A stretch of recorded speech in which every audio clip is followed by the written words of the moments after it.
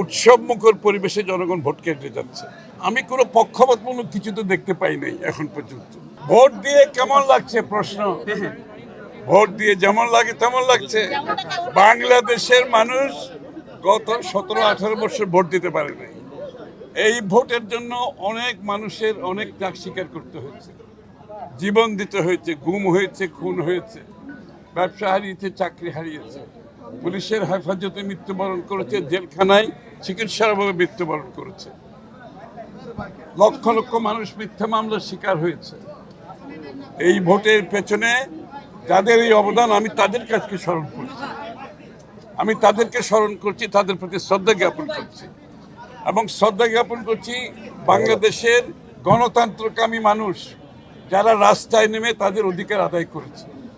আমি শ্রদ্ধা জ্ঞাপন করছি দেশনেত্রী বেগম খালেদা জিয়ার প্রতি, নিজের জীবন দিয়ে গণতন্ত্রের জন্য আপসহীনভাবে লড়ে যাওয়ার কারণে আজকে আমরা এখানে এসেছি। আমি শ্রদ্ধা জ্ঞাপন করছি শহীদ প্রেসিডেন্ট জিয়াউর রহমান, যিনি একদলীয় বাকশাল থেকে বহুদলীয় গণতন্ত্র প্রবর্তন করেছে। জনাব তারেক রহমান সাহেব নিজের জীবনের বিনিময়ে দেশ ত্যাগ করে বহুদিন জাতিকে ঐক্যবদ্ধভাবে আন্দোলনের মাধ্যমে আমাদের আজকের ভোট যেটা আমরা মালিকানা ফিরে পেয়েছি তার ত্যাগকে আমি স্বীকার করেছি। এবং আজকে সবচেয়ে বড় কথা, আমরা সবাই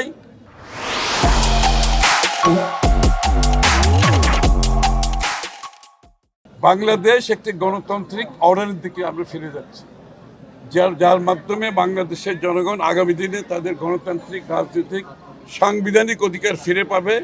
তারা তাদের প্রতিনিধি নির্বাচন করতে পারবে, তাদের সংসদ নির্বাচিত হবে, তাদের সরকার নির্বাচিত হবে, যারা জনগণের কাছে দায়বদ্ধ থাকবে। এইটাই গণতন্ত্রের মূল মন্ত্র। আজকে এটা আমরা আদায় করতে পেরেছি। এই ভোটের মাধ্যমে আগামীর বাংলাদেশ একটি গণতান্ত্রিক দেশ হোক। আমার মনে হয় পরিবেশ ভালো, খুবই ভালো পরিবেশ।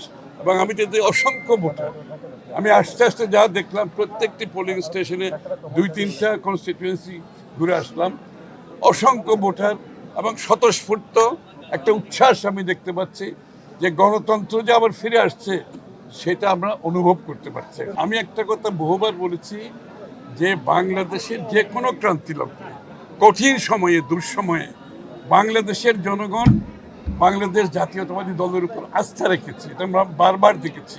এই সংকট উত্তরণের জন্য তারা বাংলাদেশ জাতীয়তাবাদী দলের উপর আস্থা রেখেছে, বাংলাদেশ জাতীয়তাবাদী দলের নেতৃত্বের উপর আস্থা রেখেছে এবং বিএনপি বারবার সংকট থেকে দেশের উত্তরণ ঘটিয়েছে।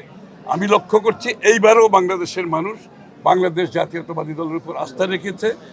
জনগণের মধ্যে দৃশ্যমান, তারা চাচ্ছে বাংলাদেশ জাতীয়তাবাদী দল আগামী দিনে জাতিকে নেতৃত্ব দিয়ে সরকার গঠন করুক এবং এই সমস্যা থেকে উত্তরণের মাধ্যমে দেশকে এগিয়ে নিয়ে যাওয়ার আমাদের সম্মানিত চেয়ারম্যান তারেক রহমান সাহেব যে পরিকল্পনার কথা বলছেন বারবার, সেই পরিকল্পনা বাস্তবায়নের দিকে যাতে আমরা যেতে পারি। আমি তো বলেছি, আমি বারবার বাংলাদেশের জনগণ এরকম কঠিন সময়ে বাংলাদেশ জাতীয়তাবাদী দলের উপর আস্থা রেখেছে। আমার মনে হয় এবারে তারা তাই করবে। আমার সেটা মনে হয় না, কারণ হচ্ছে আমি কোনো সেন্টার দেখি নাই আজ পর্যন্ত। সারা বাংলাদেশের যে রিপোর্ট পাচ্ছি, জনগণের মধ্যে উৎসবমুখর পরিবেশে জনগণ ভোট কেটে যাচ্ছে এবং এই ধারা অব্যাহত আছে। আমি এখন পর্যন্ত যতটুকু খবর পেয়েছি এই ধারা সারা বাংলাদেশে অব্যাহত আছে। আমি কোনো পক্ষপাতমূলক কিছু তো দেখতে পাই নাই এখন পর্যন্ত।